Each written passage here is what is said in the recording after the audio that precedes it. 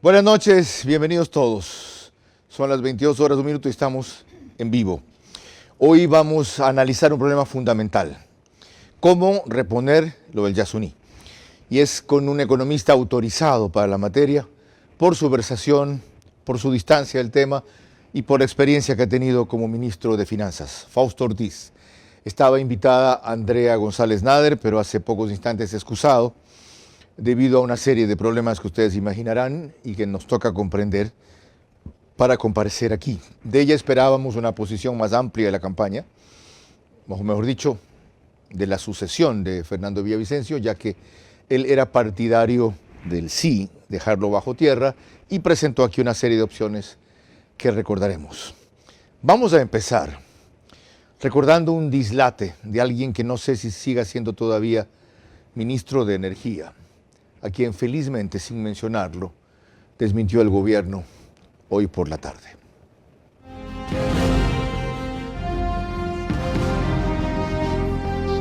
Este es Vera a su manera. Un comunicador que desde 1975 ha sacudido la televisión con formatos y estilos polémicos, sin ocultar sus simpatías ni jactarse de objetividad, pues el periodismo de opinión siempre asume una posición. Bienvenidos a coincidir o discrepar con Vera a su manera. Opinión con propósito. Democracia.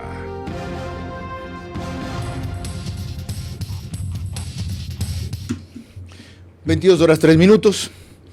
Empiezo recordando que esta noche en mi tierra, Bahía de Caracas, la única ciudad del Ecuador que ha enfrentado 2 terremotos en apenas 20 años. Esta noche tuvo 2 sismos de regular intensidad cercanos sin mayores consecuencias. Este es el reporte del Instituto Geofísico del segundo, magnitud 3.8, profundidad 11 kilómetros, a 8.17 kilómetros de San Vicente, Manabí, latitud 0.54, longitud 8.44, Ecuador. Sintió este sismo, repórtelo en... Esto simplemente para... 1, bajar el nivel de nerviosismo. No dije eliminar, bajar. Es imposible frente a este par de movimientos. El otro fue de 4.8.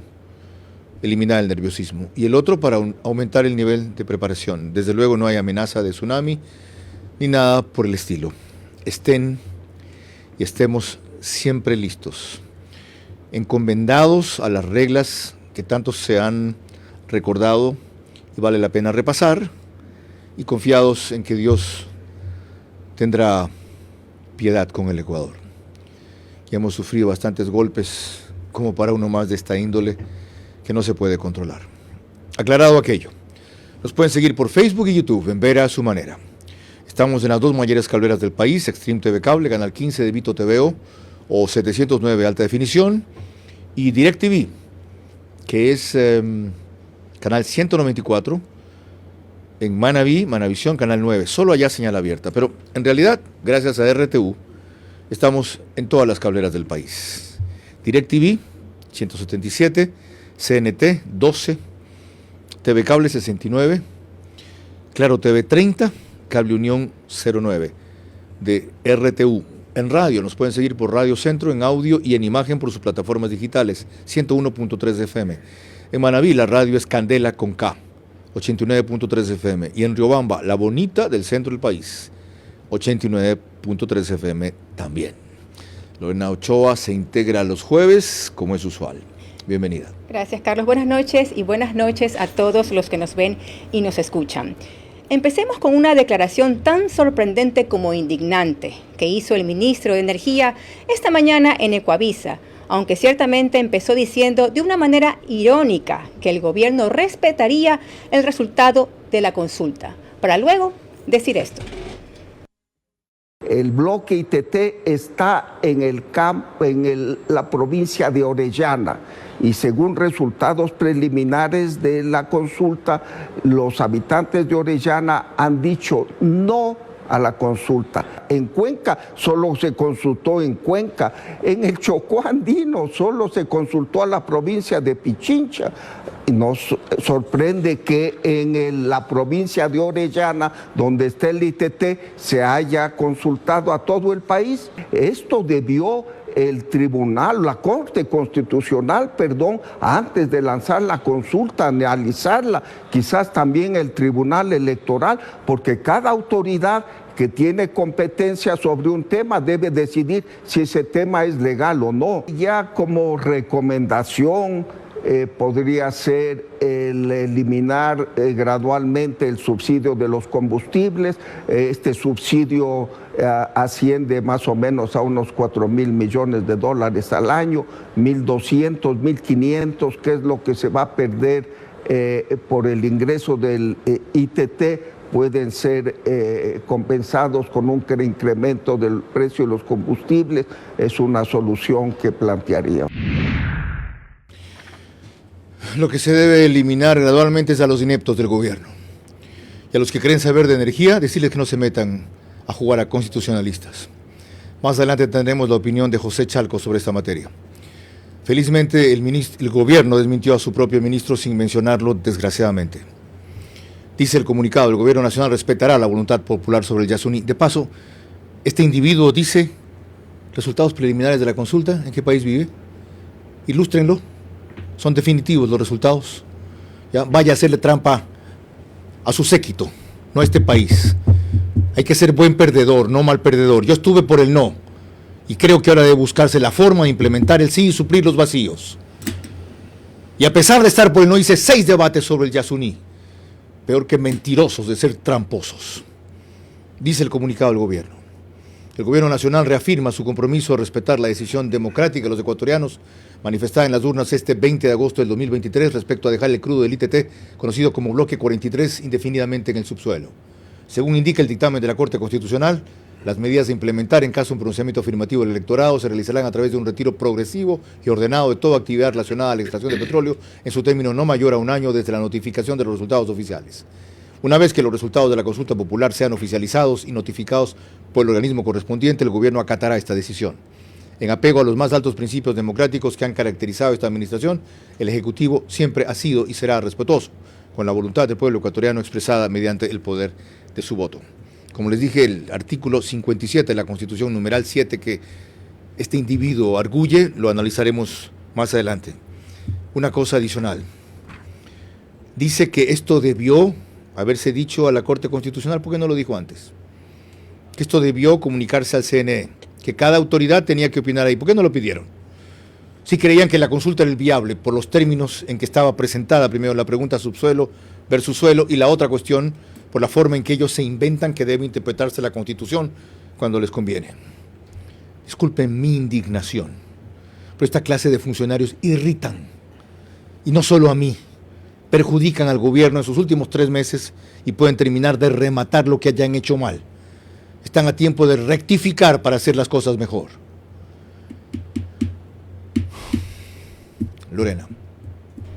De un economista apreciado como serio, también sorprendió en las últimas horas que cuando se le preguntó cómo se le va a suplir al Estado los recursos que quitan la aprobación del sí sobre el Yasuní, mencionara las salidas típicas, subir impuestos, reducir subsidios, pero inclusive citó algo que no es posible y también es ilegal: tomar de la reserva monetaria en el Banco Central.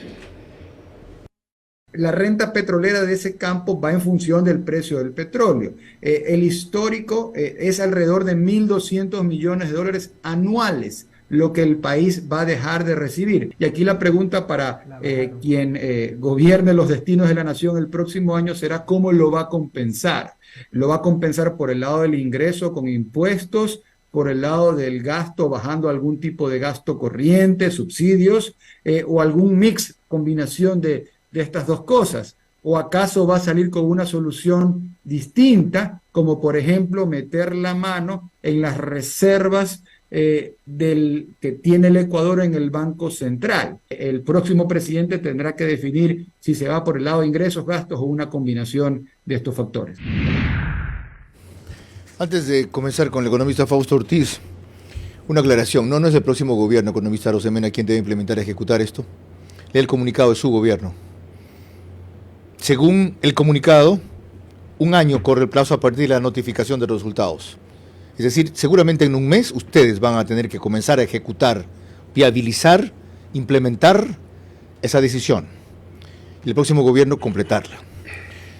Me extraña, economista Fausto Ortiz, buenas noches y bienvenido, que mencione, como dijo Lorena, la posibilidad de tomar fondos de la Reserva Monetaria. ¿Cómo puede citar que algo como eso puede ser hecho, dado que lo haya mencionado una candidatura, pero que lo admita él como posibilidad, teniendo claro que uno de los finalistas no admite eso, es Daniel Noboa, puede ser el próximo presidente del Ecuador? Empecemos por allí.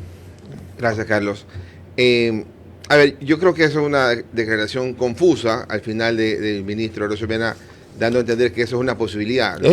Lo que es claro que una candidata ha dicho que podría tomar plata de las reservas, pero esa no es para nada una posibilidad. Tampoco es una posibilidad aumentar impuestos, porque hay que estar claros. El petróleo es un ingreso no permanente. Los impuestos son ingresos permanentes. Por lo tanto, si se me cae el ingreso no permanente, que es el petróleo, debo compensarlo con algo no permanente. No tiene sentido compensar con impuestos algo que es temporal.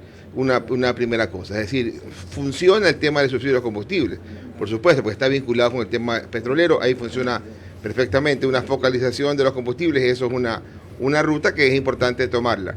Hoy día estamos como país en los últimos 12 meses consumiendo 1.580 millones de galones de diésel. Es una locura. El promedio que estábamos consumiendo era 1.350 millones. Hoy día estamos 200 millones arriba. Entonces algo está pasando, porque eso no es un tema de la economía que ha crecido. Hay por ahí algún desvío, algún subsidio que está haciendo que sea bueno pasar para Colombia, para Perú. Entonces ahí hay que corregir, ¿no? Hay que focalizar, porque no se puede decir subamos el diésel a todo el mundo y compliquemos a la gente de transportes públicos y alimentos, ¿no? Ok, ya que usted admite que una salida puede ser la eliminación de subsidios, focalizando algunos, antes de tratar de ver en dónde, cómo, ¿en qué términos usted evalúa la magnitud del impacto fiscal? Porque eso es lo que está en discusión. El año pasado eso generó más o menos 1.100 millones de dólares. Se estima que este año, según el precio del petróleo, puede ser 1.200. Desmontar esa operación en 2 años tomaría 600 millones de dólares, porque no es cuestión simplemente de dejar de extraer crudo, sino de desarmar las torres, una serie de cosas. Y a largo plazo se estima eso en 16.000 millones de dólares aproximadamente en los próximos 15 años. De sus estudios y averiguaciones, ¿cuál es el impacto preciso, sin subvalorar eso como Estados Unidos, que dijo que era 180 millones, 350 millones, o sobredimensionarlo como hacen otros? Sí, hay varios números ahí que están alrededor de ese tema de Yasuní. Un número, por ejemplo, es cuánta plata se invirtió en ese campo, es más de 1.600 millones de dólares. Esos 1.600 millones de dólares de inversión tienen que amortizarse en el tiempo, ¿no? Entonces, una parte de esa amortización seguramente está dentro del costo del petróleo, que tiene que venderse, y una parte apropiarse para poder amortizar. Y también hay que cuantificar los 55.000 barriles que tiene capacidad de producir. Si yo los cuantifico al precio hoy día que se exporta el petróleo ecuatoriano, que es 62.50 los primeros 6-7 meses del año, por supuesto no sale 55.000 por 360, por 62, no sale 1.200 millones de dólares. Ese es el valor máximo, pero eso no es lo que le entra al fisco. Correcto. ¿Verdad? Porque ¿cuánto le entra al fisco en lo que estuvo presupuestado para el año 2023? Se presupuestó 3.500 millones de dólares, pero solo les van a entrar 2.000 millones. Y 2.000 millones es lo que le entra al fisco cuando se produce todo, que son 485.000 barriles diarios. Y si esto es el 12%, jamás puede ser que el 10% produzca más de la mitad de lo que recibimos. Entonces, el valor que nos perjudicaría, entre comillas, el cerrar lo que es Yasuní, el bloque 43, 300, es algo entre 200 millones y 1.200 millones. Si uno le dijera a un número grueso, ¿qué podría ser? Yo creo que fácilmente será unos 500 o 600 millones de dólares por año. Eso creo que es lo que golpea al presupuesto del Estado. Pero también hay un golpe a las exportaciones como un todo. Y aquí hay otro número también interesante. Exportamos 485.000 barriles, producimos 485.000 barriles diarios. Eso en el año son como unos 170 millones de barriles, la producción total. Sí. De esos valor, exportamos apenas 117 millones al año. Es decir, el 62-63% de lo que exportamos. Es decir, no es que todo lo que se produce se exporta, porque una parte se va para la refinería, otra parte se va para utilizarla en el mismo proceso productivo. Entonces, si uno mira lo que producimos hoy día, 485, contra lo que producíamos en el año 2019, que era como 530, ¿verdad? Ahí uno dice, del 19 al 2023 ya perdimos un Yasuní, porque allá hay 50.000 barriles que también hemos perdido. Y el país ha colapsado, el país ha quebrado. No, yo creo que hemos tenido dificultades, pero no es que quebró porque 55.000 barriles no se puede producir. Ya los perdimos y no se ha podido recuperar esa producción. Y en algún momento llegamos hasta 550.000. Tengo las estimaciones que pedí, me falta solo una cifra, pero quiero ver si al recapitular estoy claro en lo que anoté e interpreté.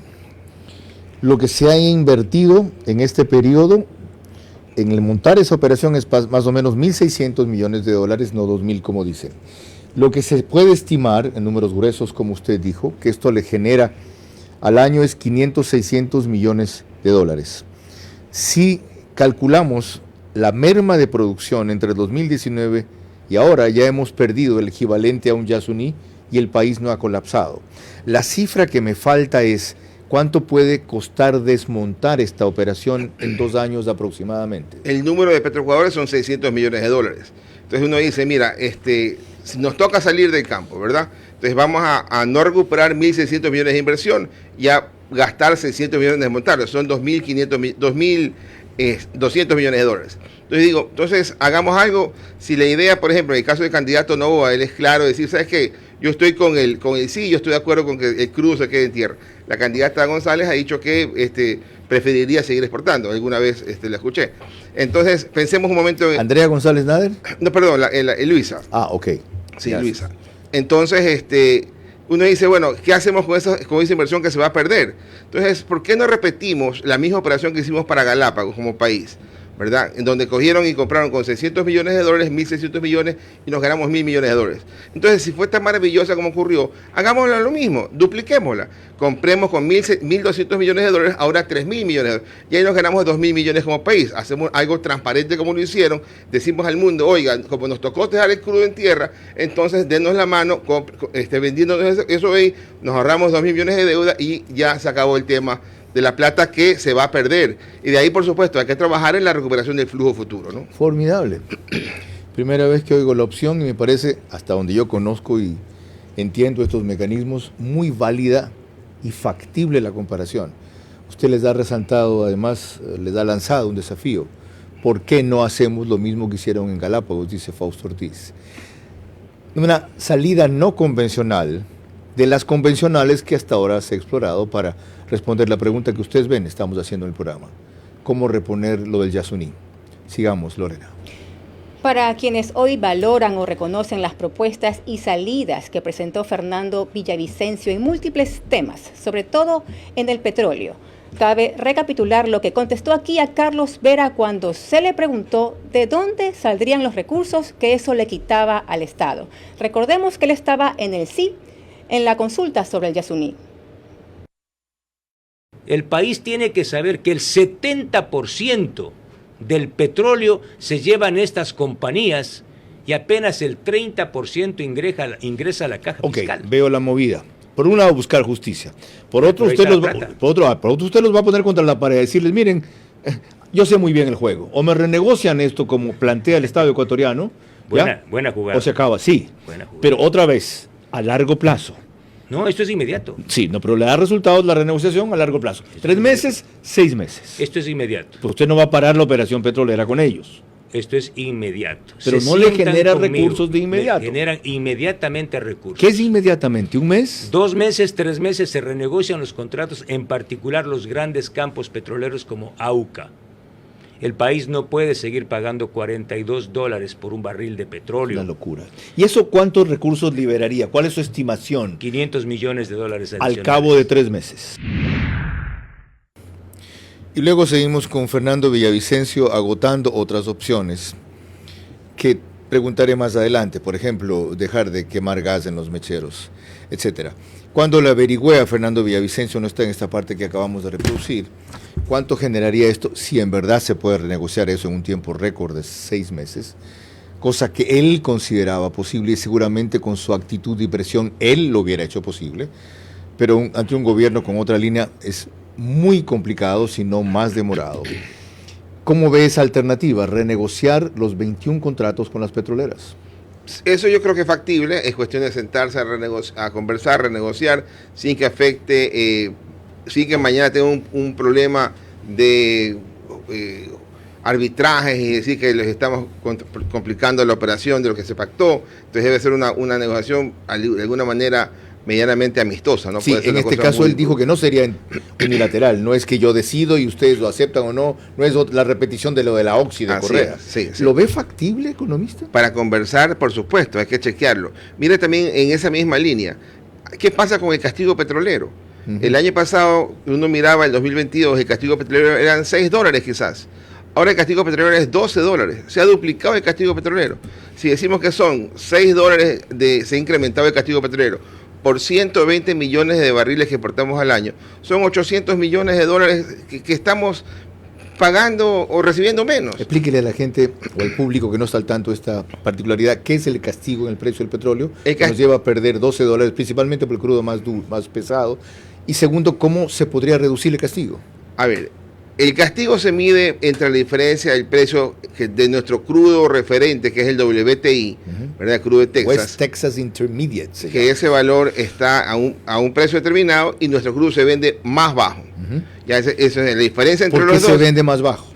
En teoría por la calidad, ¿verdad? Porque demasiado pesado. Es demasiado pesado y entonces hay un castigo, ¿verdad? Por la diferencia entre el precio internacional de WTI y nuestro crudo. Porque el crudo pesado es más costoso de refinar. Sí, ya. Y entonces hoy día nuestro crudo los primeros 6 meses del año están en $62 y el WTI está $12 arriba, es decir, en promedio está en 75, digamos. Ya, entonces ahí hay $12. Cuando uno mira ese promedio y lo compara cuánto estaba ese promedio de castigo el año anterior, estaba por ahí por $6. Entonces hoy día estamos el doble de castigo. Algo ha pasado que deberían explicarnos, ahora el ministro lo explique, algo ha pasado. Una explicación posible. ¿Cuál ministro? El ministro que apareció hace un rato. No me haga chistes. Entonces, al de Economía le puedo pedir explicación. Y entonces podría estar vinculado con el contrato de ese Amazonas Tankers, ¿verdad? Que antes decía, mira, te cobro baratito en el transporte y ahora como te subió el precio, te castigo más. Ya, ahí hay un factor que usted le oyó mencionar, Fernando Villavicencio, y es el costo excesivo que reconocemos por costo de sacar el crudo de producción a las empresas petroleras, $42. Claro, ese es el costo de producción. Es una locura. El otro es el costo al que vendemos. Ya, pero ¿cómo podemos aceptar $42 por sacar petróleo cuando el costo de Petroecuador está entre $18 y $22 aproximadamente y se estima que el costo promedio real debería estar más o menos en $29? Depende del campo.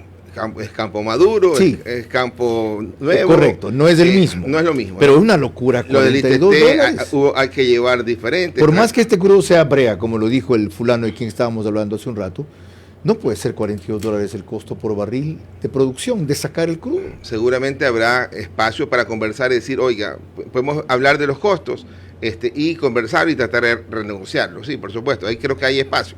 Pero es mucho más claro el asunto de por qué tengo un castigo tan grande. Entonces, ¿cuál es la explicación? Alguna tiene que haber. ¿Se cree que la utilidad esa se está quedando en la que transporta nuestro crudo, que es una empresa ecuatoriana también? No sé si es Transnave, se me ocurre. Okay. Entonces hay que chequearlo. Entonces, seguramente esto lo pueda responder Boris Abad más adelante. Formidable esta primera parte. ¿Saben por qué? Porque alguien que sabe de economía ha demostrado que hay mecanismos, hablando por ahora solo de lo petrolero, primero, para que podamos compensar lo que se deja de ingresar o se dejará en pocos meses más para el Estado. Segundo, porque acaba de proponer una alternativa que este gobierno ya adoptó y debería considerarla, y si es posible, retomarla y dejarle eso comenzado, los contactos, porque en esa área tienen mucho prestigio. El canciller que fue ministro de Ambiente y ahora es ahora es ministro de Relaciones Exteriores, el ministro de Economía, el de Producción que ya no está, entre otros. Y tercero, el monto de la pérdida, por fin lo dice alguien con autoridad, o la merma de ingresos no es de la magnitud que se ha exagerado, ¿ok? Y él lo ha demostrado con cálculos, no con estimaciones. Lorena. Cuando volvamos, recordaremos la única opinión del economista que convirtió en una causa como en una campaña. realmente en una cruzada, la oposición al sí en la consulta. También vía Zoom el criterio de Boris Abad, experto petrolero y gas natural. La creatividad, la eficacia y la urgencia deben converger ahora para encontrar la manera de cubrir los costos del sí tras la consulta del Yasuní, en lugar de hacer trampas para evadirla. Vera a su manera, crítico e independiente. Segunda vuelta. Es la ocasión por fin para que 70% sea mayoría, concentrándonos esta vez sí en el único.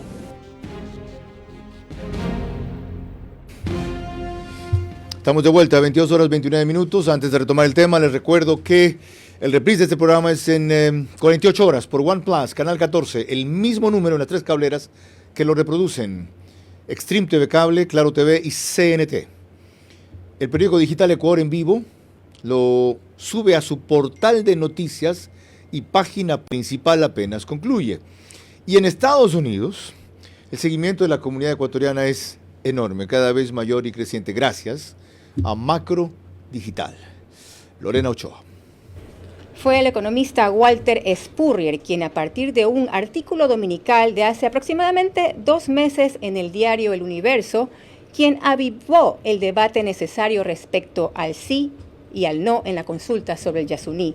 Aquí advirtió apenas la semana pasada lo que el triunfo del sí impulsaría en el Estado.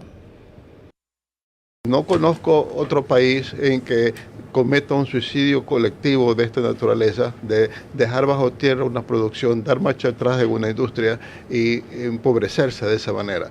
El petróleo le significó al país la modernización, el que haya malos manejos en Petroecuador, el de que haya ineficiencias, todo eso hay que corregirlo. Si hay que eliminar el gasto tributario, subamos nomás el IVA sobre las canastas familiares, eliminemos las deducciones que tienen las personas que declaran impuesto a la renta y les cobramos más impuestos a la gente vía el IVA y el impuesto a la renta. Todas esas cosas se pueden hacer paralelamente. Eso no quiere decir que no debemos seguir con la explotación del ITT. O sea, igual debemos abrir las fronteras petroleras por otros lados. O sea, no es lo uno contra lo otro. Ambas cosas tendrían que hacerse.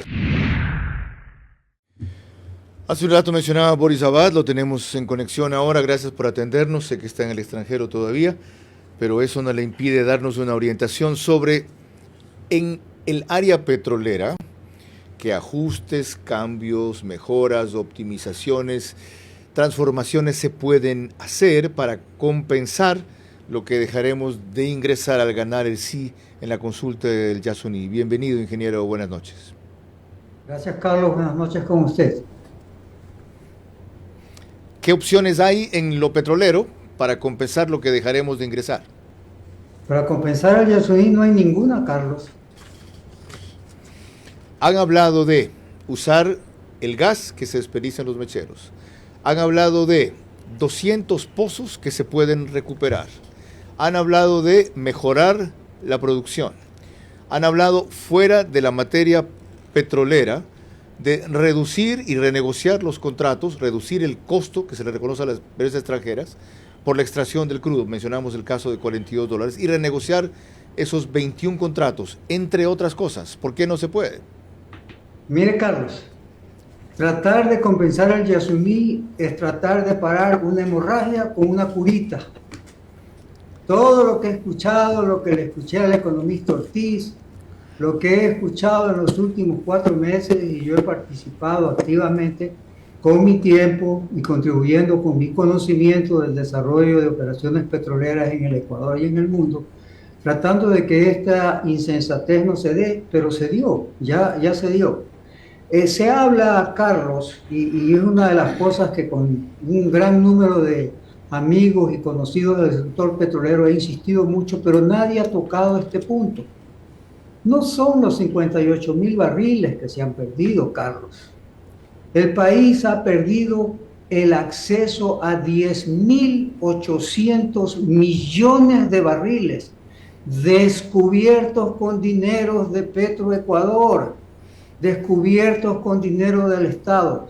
10.800 millones de barriles que incluso con las malas prácticas y deficitarias prácticas operativas de Petroecuador pudieran haberle dado al país al menos un 18% de eso, Carlos, es decir, 1.800 millones de barriles. Por favor, el país se ha enfrascado en los 58.000 barriles, sí, que se pierden ahora. Y yo discrepo con todas las opiniones que he escuchado, porque son 58.000 barriles menos que se dejan de exportar. Ingeniero, ¿de dónde saca usted esa cifra fabulosa? Si las reservas probadas del Ecuador se estiman en 1.500 millones de barriles y las probables en 3.000 millones de barriles, si usted nos habla de 10.800 millones de barriles. Carlos, hay una diferencia entre reservas y recursos. El país ha descubierto 46.000 millones de barriles, de los cuales solo ha recuperado el 17%. Revise los reportes del Ministerio de Energía y Minas. El país ha descubierto desde el año 65, cuando empezó la exploración, 46.000 millones de barriles. Ha producido 6.400 desde el 72. En el Yasuní hay descubiertos, no de reservas, sino de recursos, 10.800 millones de barriles de petróleo. Eso es lo que se le niega al país y a las próximas generaciones con esta insensatez, Carlos, no 58.000 barriles. Ingeniero, si eso es cierto, ¿por qué oficialmente el gobierno no le dijo al país, no digo el Ministerio de Energía por si acaso, el gobierno, señores, la verdad es que esto hay ahí? ¿Por qué no?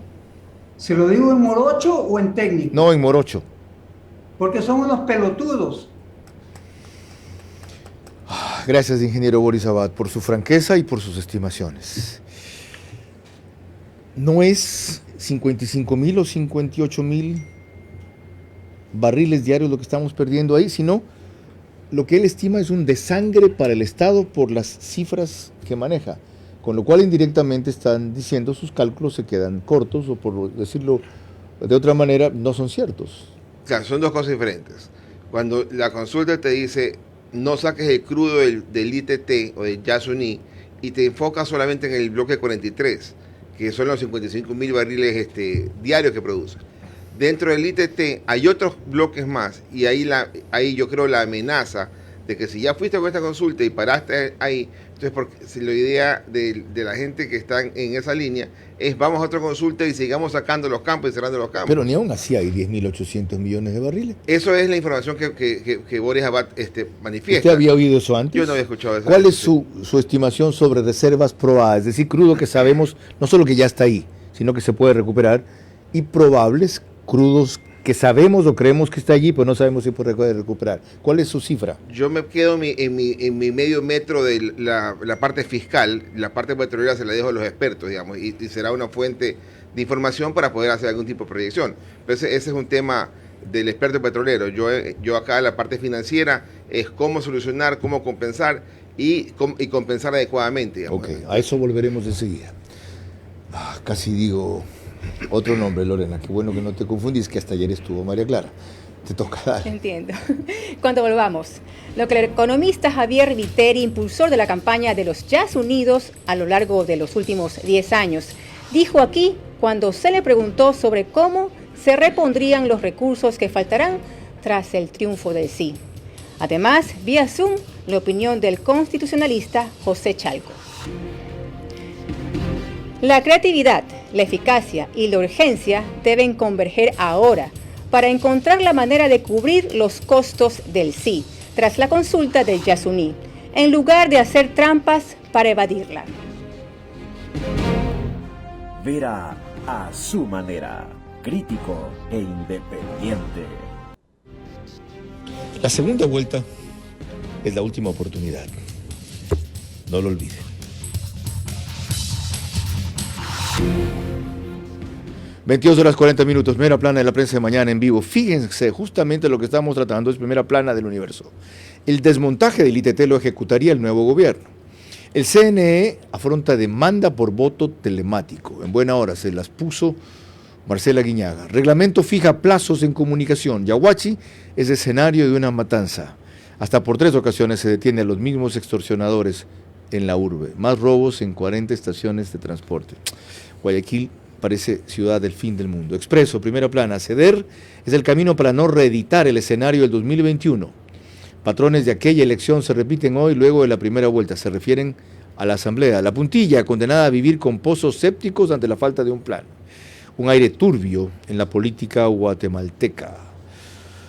El Diario de Manabí, primera plana. El voto nulo les ganó a 4 candidatos presidenciales en el Ecuador. Habrá 10 radares entre Portoviejo y Montecristi, 5 asesinatos en menos de 24 horas. Pintado de plata, se refieren a Daniel Pintado. Logró la medalla de plata en el Mundial de Atletismo en los 35 kilómetros marcha. Y pasan los años, pero 5 divas siguen teniendo... El titular dice eso, pues no lo voy a repetir, porque ahora es considerado cosificar a la mujer. Estados Unidos, Donald Trump se entrega en la cárcel, es fichado y sale tras pagar fianza. Con esto barrerá en las próximas elecciones, salvo que pudiera ser con su rival Barack Obama. Barrerá. Lorena. El último debate sobre la consulta de Yasuní lo hicimos aquí la semana pasada, entre el economista Walter Spurrier y el economista Javier Viteri, adherente a la causa de los Yasunidos. Esto le preguntamos. El golpe a la inversión y a la imagen de seguridad económica que proyectará el país, que es incuantificable, que algunos estiman por lo menos en el primer año en $4.000 millones menos. ¿Cómo se los va a reponer? Aquí vemos lo que es el gasto tributario. El gasto tributario significa todas estas excepciones y beneficios que genera el SRI. Estas excepciones tributarias son subsidios que se le dan a las empresas y nos asustamos cuando dicen los subsidios a la población. Aquí entregamos solamente, mire usted, en el año 2023, más de $6.000 millones en temas de excepciones tributarias. Mire lo que invertimos en educación, el 3.000 millones, lo que invertimos en salud, 2.000 millones. Los 2 minutos van a concluir. Mire, el desarrollo eso, para terminar de aclarar, ¿la propuesta es eliminar todas esas exenciones tributarias? Ahí estamos hablando de un grupo reducido de la población. ¿La propuesta es de eliminar eso? Queremos eliminarlas paulatinamente. Voy con los 2 minutos.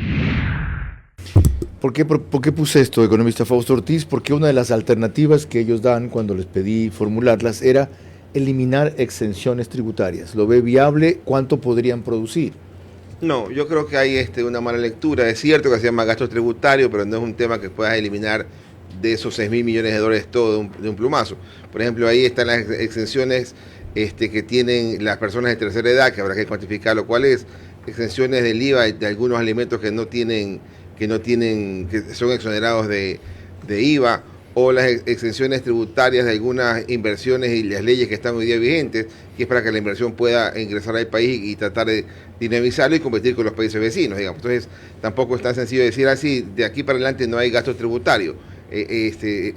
Habrá que buscar qué cosa hacer ahí, pero yo creo que hay muy poco que pasa. Si tan solo el 20% de lo que hay de evasión tributaria se recupera. Eso no es evasión tributaria. No, me refiero a otro. Evasión tributaria no es exactamente. Evasión tributaria es eludir los impuestos que se deben pagar.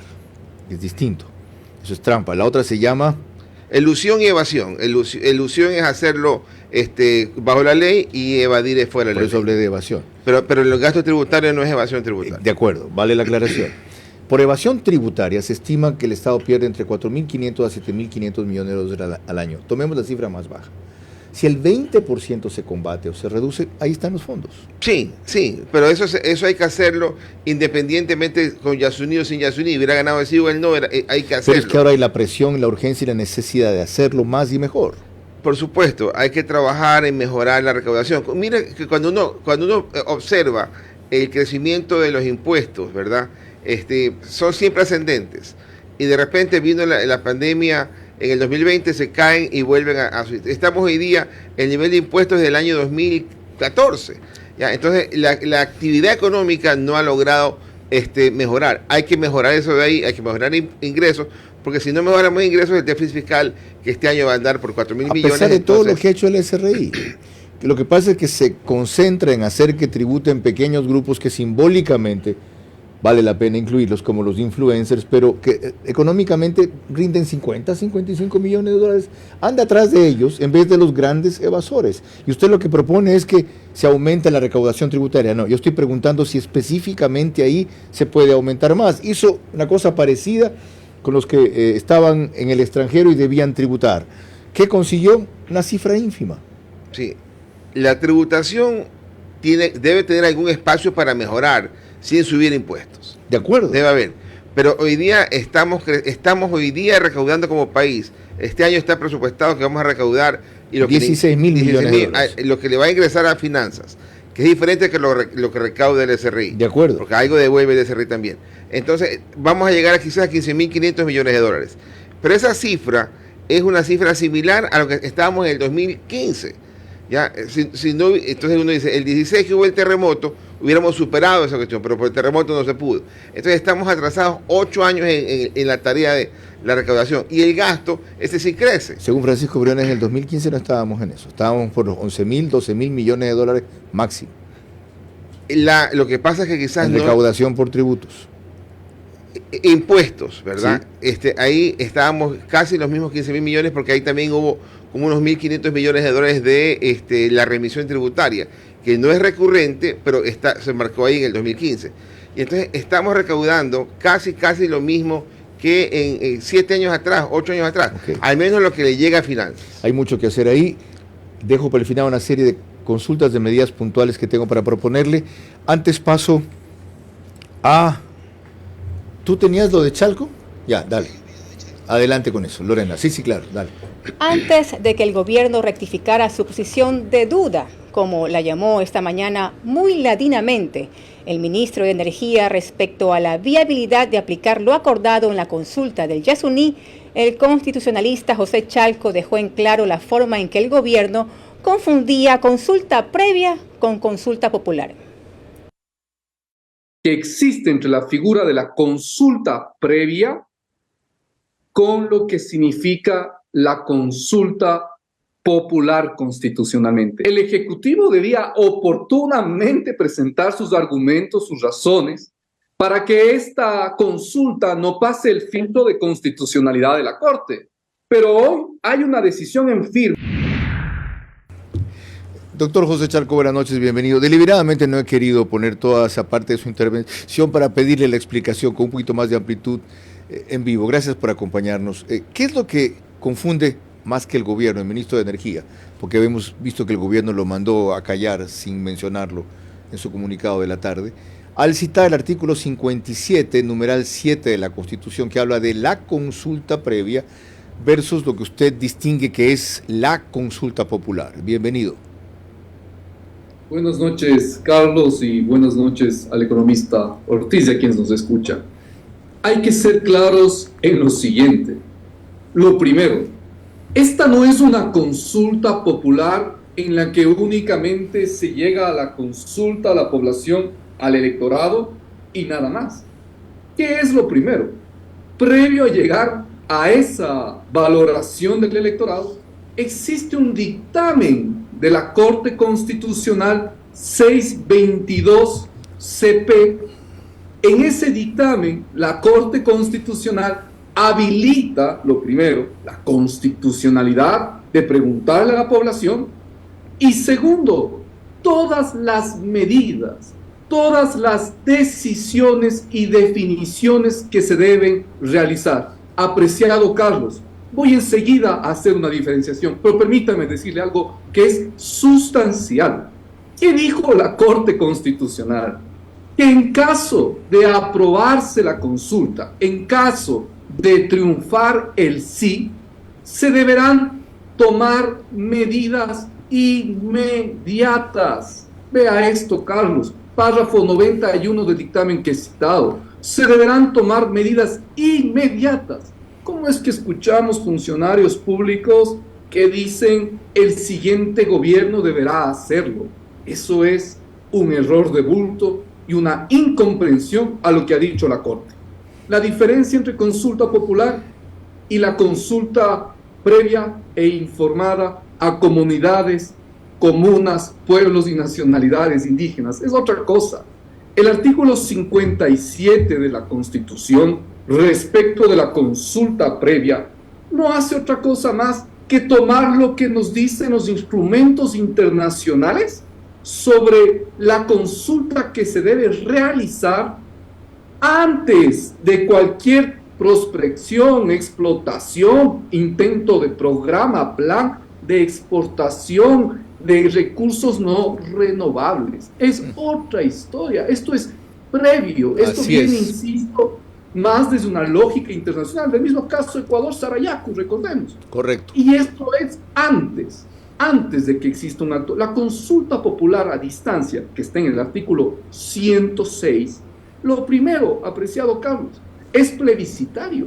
Es decir, es una pregunta que se realiza a la población abierta sobre cualquier tema. Y lo fundamental, lo que dice el último inciso del artículo 106 de la Constitución, el pronunciamiento popular será de obligatorio e inmediato cumplimiento. Muchas gracias, doctor. Muy amable, tenemos que llegar ahí, hasta ahí, pero es suficiente por razones de tiempo. Ha dado usted una cátedra sobre cómo debe entenderse esto. Ojalá le manden su video al ministro de Energía y aprenda a no hablar tonterías otra vez y meter al gobierno en más problemas de lo que ella ha hecho con su ineptitud. Lorena. Cuando volvamos, mis dos preguntas para nuestro invitado de esta noche que deben ser respondidas únicamente en términos de sí o no. Sus reflexiones finales y el comentario de nuestro director, Carlos Vera. La creatividad, la eficacia y la urgencia deben converger ahora para encontrar la manera de cubrir los costos del sí tras la consulta del Yasuní, en lugar de hacer trampas para evadirla. Vera a su manera, crítico e independiente. Segunda vuelta. Es la ocasión por fin para que 70% sea mayoría, concentrándonos esta vez sí en el único. El economista Fausto Ortiz tenía razón con sus cifras para variar cuando yo dudé de que en el 2015 la recaudación tributaria fuera de 15.700 millones de dólares, de 15.000 millones de dólares aproximadamente, dijo él, es de 15.000 o fue de 15.700 millones de dólares. En 2014 de 14.500 millones de dólares. Y el año pasado, en el 2022, de 15.200 millones de dólares. Es decir, el año pasado no aumentó la recaudación tributaria más de lo que fue en el 2015. Aclarado. Lorena viene con su rito. Adelante. Así es, Carlos. Le recordamos a nuestro invitado, el economista Fausto Ortiz, que sus respuestas únicamente en términos de sí o no. Número 1. Eliminar el subsidio a la gasolina extra o ecopaís y focalizar el subsidio al gas suplirían al cabo de un año el vacío dejado por el sí en la consulta del Yasuní, ¿sí o no? No. Número 2.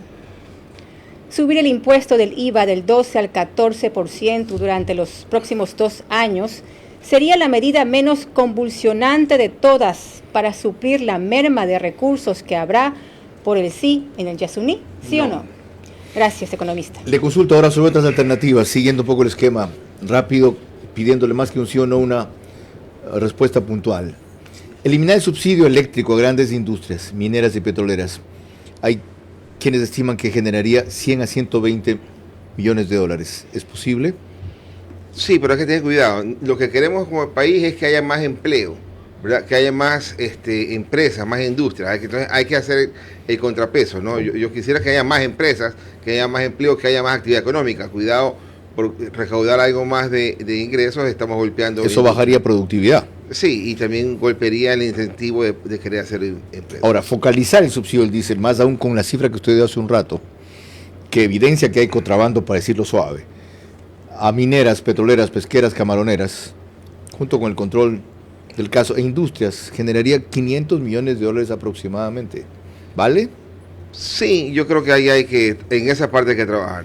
focalizar subsidios al GLP residencial. Hay una propuesta que se lo haga por barrios, hay que ver cómo se los zonifica, generaría 200 millones de dólares. El gas es una mala palabra y hay que corregir primero el diésel y la extra antes del gas. Qué buena memoria. Aprovechar el gas de los mecheros generaría 300 millones de dólares. Sí, eso es importante, urgente, se está desperdiciando mucho recursos ahí. Licitar el campo Amistad con éxito, 200 millones de dólares por lo menos anuales en la reducción por importación de combustibles cuando empiece a producir lo que debe. Debe ser muy bueno el campo Amistad para que no lo quieran dar viabilidad, algo ahí hay que trabajar. Qué buena respuesta. Conectar la subestación Sushufin de la refinería Sushufin, de 50 millones de dólares anuales de ahorro en quema de diésel por generación eléctrica. Quizás sea cierto, pero son rutas viables, ¿no? Todas estas medidas, si las he sumado, si se las aplican, generan 1.350 millones de dólares. ¿Por qué el gobierno, en vez de alarmar, quejarse y pasar la pelota al siguiente, no comienza a tomar algunas medidas? Debe hacerlo, está de salida, debe hacerlo. Ojalá que después del resultado electoral del 15 de octubre pueda decir, ya encontré la forma de focalizar y esta es la respuesta. Ojalá pueda empezar el proceso de convocar a alguien internacional, como hizo con el tema del Galápagos, y digamos, empecemos ya a hacer algo distinto y logremos este ahorro de 2.000 millones de dólares para poder al menos compensar el costo de lo que ya se invirtió. Ojalá esto último, que ha sido una idea novedosa, que por primera vez se le escucha exponer ahora a Fausto Ortiz con esa amplitud y que es coherente con lo que ha sido la línea del gobierno, empiece a implementarse ahora. Ya han escuchado que tan pronto los resultados oficiales se notifiquen, deben comenzar a hacerlo. Nada de que para el próximo gobierno. Les quedan 3 meses, señores, aprovechenlos al máximo. Todavía pueden mejorar, como dije, ciertas cosas en vez de terminar de rematar el país con una gestión que empezó muy bien y ha culminado de una manera desastrosa. No solo por el tema de seguridad, en otros casos por miopía, por soberbia, por desesperación, no creo que por desconocimiento, porque sale un tipo como esta mañana el ministro de Energía a decir las barbaridades que escuchamos y el gobierno tiene que sacar un comunicado para decirles, usted está equivocado, para decirlo suave, cuando debían haberlo votado. Lorena. Mañana en vivo a las 22 horas trataremos un tema de suma importancia para el país. Hasta entonces, que tengan un excelente inicio de viernes. Buenas noches.